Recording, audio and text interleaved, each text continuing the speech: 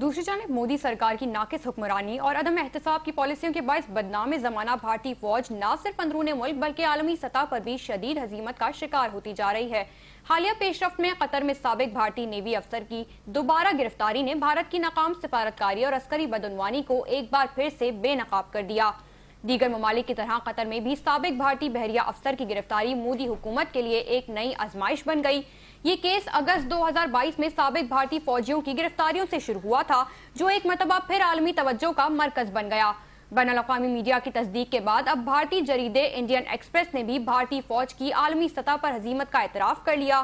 Indian express کے مطابق بھارتی وزارت خارجہ نے سابق بھارتی بحریہ کے افسر کمانڈر پورنیندو تیواری کی قطر میں دوبارہ گرفتاری کی تصدیق کر دی ہے۔ رپورٹ کے مطابق قطر نے پورنیندو تیواری کو اگست 2022 میں 7 دیگر سابق بھارتی اہلکاروں کے ہمراہ حراست میں لیا تھا۔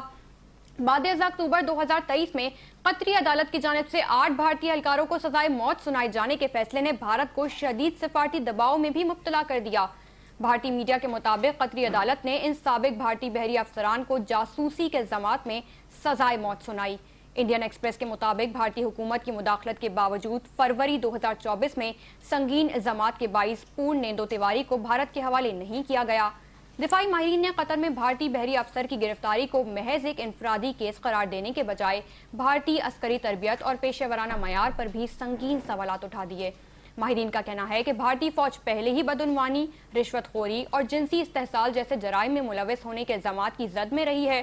اندرونی کرپشن اور اخلاقی جرائم نے بھارتی فوج کے پیشہ ورانہ دعووں کو نہ صرف بھارت بلکہ عالمی سطح پر بھی زمین بوس کر دیا۔